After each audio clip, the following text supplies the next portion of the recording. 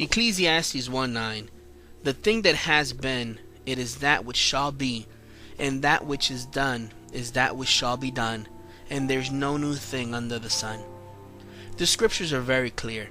In Deuteronomy 4:19 it tells us, and I'm sorry if I sound winded or if I pause the video. I'm still having a little bit, breathing issues.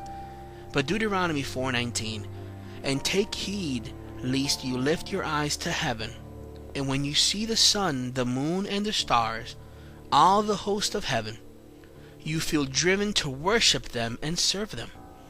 It tells us to take heed, to be careful. And then it goes further, which the Lord your God has given to all people under the whole heaven as heritage. God did not give us those things to be worshipped, yet they are worshipped. Yet traditions of sun worship still remain in the church. And we're going to talk about all these things later on. We'll be talking about how in Hinduism, Buddhism, and Catholic Church, how all of these things of sun worship are all around us. But before we do, let's talk a little bit about the history of how sun worship got started. And there are many of you who can explain this in 20,000 ways better than me. And that's a good thing. So please use the comment section. But let's discuss this in love. I'm not here coming to you today thinking that I know more than you, or that I'm the smartest man in the world. On the contrary, I'm a very, very flawed man, and compare everything I tell you with the scriptures and with research, because that's the key thing, research. Now, part of the history of sun worship begins in Genesis 11:2 through 4. And it came to pass as they journeyed from the east, that they found a plain in the land of Shinar, and they dwelt there. And they said to one another, Go to, let us make brick, and burn them thoroughly. And they had brick for stone, and slime had they for mortar. And they said, Go to, let us build a city, and a tower, whose top may reach unto the heavens, and let us make a name, lest we be scattered abroad upon the face of the whole earth. God had told man to spread all over the earth, to procreate all over the earth. But Nimrod, in his rebellion, he led people to ensure that they rebelled from that command that God gave. Their goal was to make a name for themselves. And what better way for you to make a name of yourself than to make pagan idol gods in the name of yourself?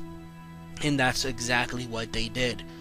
Nimrod, if you read in Genesis 10:8 through 10, you can see that Nimrod was the son of Cush. Okay, and he was a mighty hunter on this earth. Okay, he was a mighty hunter of men. He was a mighty hunter of animals. He was a mighty hunter of anything that came against the plans that he had, which was total rebellion against Yahweh. You can find even secular evidence of Nimrod in the Epic of Gilgamesh. The Epic of Gilgamesh, it's about, the long story short, about a legendary hero who came to fight against the one who brought the global flood. Osiris, in the secular, in actual history, Osiris was Nimrod. So these are things that you can see even in the secular. So it's amazing to me that people reject the scriptures, and when the scriptures are accurate and correct. But Nimrod brought forth teachings of mystery religions. He is the one who originated astrology, magic, fallen angels. He encouraged people to have communion with fallen angels. He would tell people that he had specific knowledge and wisdom about the pre-flood era. Some actually believe that he was a fallen angel himself. I can't conclude upon, but I'm just giving you as much information as I can so that you can understand that I've researched all of it to make sure that I bring you forth something that's not biased. But his goal, he was inspired by Satan, was to bring people to worship anything other than God himself. Now, according to many research that I've done, Shem saw what he was doing. So Shem gathered 72 different people with him to destroy Nimrod. And what he did was, he had his body cut up and spread it across all of the lands.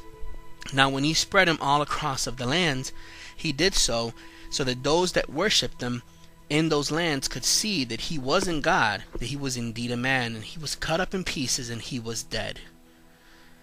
So what happened is, here you have another character. Her name is Semiramis, which is better known as Isis, the Queen of Heaven, Ishtar, Easter, all the different names that she goes by. Astarte, Artemis, Diana, Venus, and Valentine's Day.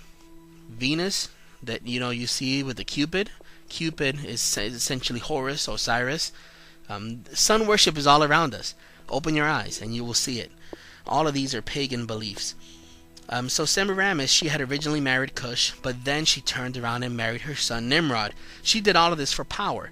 So when she saw that Nimrod was dead, she didn't want to just be left behind and had nothing, no power, no nothing. So what she did was she went ahead and sent an army to gather all of the missing pieces.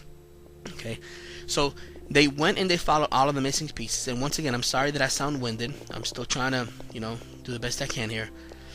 She gathered all of the missing pieces except for one, and that was his reproductive organ. She claimed that Nimrod could not come back to life without that reproductive organ, so he now ascended into the sun and now was called Baal, the sun god.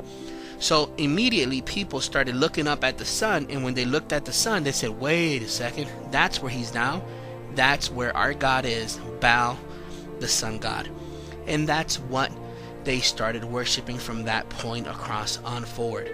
One of the items made in remembrance of Nimrod's missing reproductive organ is the obelisk, and we'll be talking about that later on. Now, a few examples of how wicked she was. She claimed to be a goddess. Okay, she claimed to be a virgin, the virgin, birth. She claimed that she came down from the moon in a giant egg, and that her name started from that point on. Her name also started to be called Ishtar, later pronounced Easter. So if you look at a lot of the church traditions nowadays, they have a day called Easter, and they have a bunny, which is significant for fertility, and they have the egg. Easter, the egg, fertility, that's goddess worship. And that's some of the things that have infiltrated the church, that it's part of sun worship. Okay, now what she did after that, after she claimed that Baal was now the sun god, she then became pregnant. The father is unknown, but she claimed to be the fulfillment of Genesis 3:15.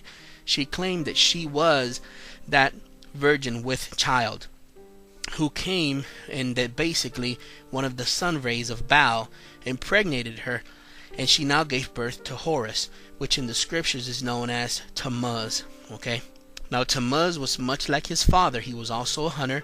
He also promoted a lot of the mystery religions. Okay, so basically the bottom line is this: sun worship turned into Baal worship. Okay, but it's nothing more, nothing else than Satan worship. It disguised in a different package. So 2 Kings 23:5. Let's see what that says. Do we find sun worship in the Bible? Do we find it? Yes, we do. And he put down the idolatrous priest, whom the kings of Judah had ordained to burn incense in the high places in the cities of Judah, and in the places around about Jerusalem. Them also that burn incense unto Baal, to the sun, and to the moon, and to the planets, and to all the host of heaven. So here we see that there were people burning incense to Baal, the sun god, and to the moon, and to the planets, and to all the host of heaven. So we see this happening in the Old Testament. God warned us in Deuteronomy 4:19 to take heed not to worship those things, yet they still did it. And you're probably saying to yourself, yeah, but this can never happen in the church. It couldn't. Well, in Ezekiel 8:12-18, we see an example of it happening in actual house of the Lord. Then he said unto me, Son of man, hast thou seen what the ancients of the house of Israel do in the dark? Every man in the chambers of his imagery, for they say, the Lord sees us not, and the Lord has forsaken the earth. He said also unto me, Turn ye yet again, and thou shalt see greater abominations that they do. Then he brought me to the door of the gate of the Lord's house, which was towards the north, and behold, there sat women weeping for Tammuz, weeping for Baal, my brothers and my sisters.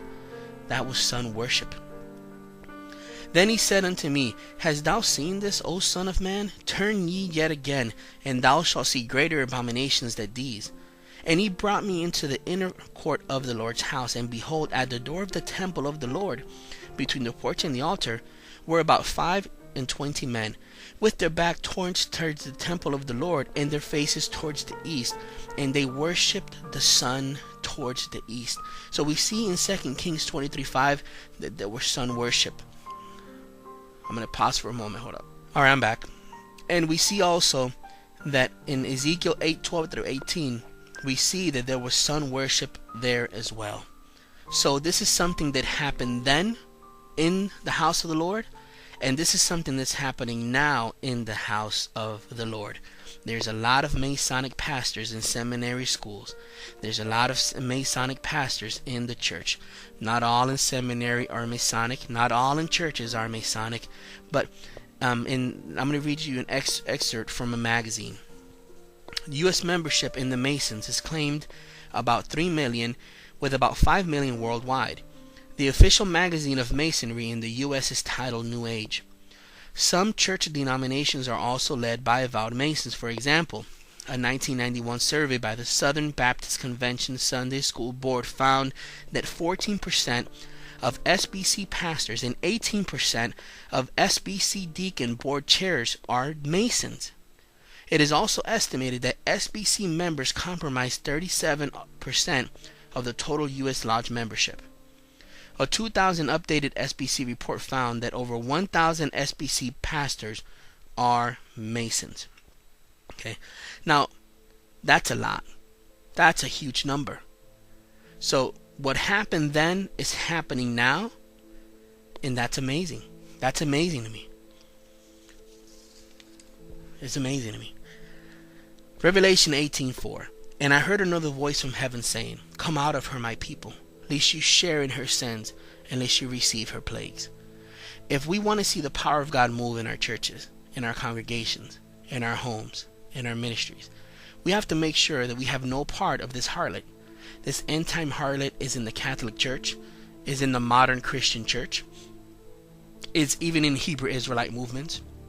The harlot does not care about its disguise. The only thing that it cares is about making sure that you worship anything other than God himself. Just to give you another example of how sun worship is in today preeminent, and you can see it in the Catholic Church. Now, the Catholic Church itself has what is considered the biggest solar wheel on the planet, making that church what it truly is, the harlot of Revelation. Now, in between that big solar wheel that it has an obelisk. Okay, the reason for them having that obelisk is because according to them that shows what they overcame. But Deuteronomy 7:5 says, But thus shall ye deal with them, ye shall destroy their altars, and break down their images, and cut down their groves, and burn their graven images with fire. So their excuse that they are putting there in honor to remember what they've done is not valid according to scriptures. You can see that same solar wheel in Buddhism. Buddhism has the wheel of Dharma, and this has a wheel of Dharma essentially because it has 8 spokes invoking sun rays. It's sun worship. In Hinduism, they also have a solar wheel called the Kalakra, and this is another symbol for sun worship. In Wicca, the New Agers, the pagans, they also have a wheel which is called the Wheel of the Year, and it also have different solstices. It's sun worship. The same wheel in different types of religions, the same obelisk that you find in Washington, D.C. It's all around us. Sun worship is all around us. What are you going to do about it? Are you going to turn to the true thought of the scriptures, or are you going to continue to practice these sun worship traditions? Christmas, Easter, Halloween, all of these. Christmas is the birth of Tammuz.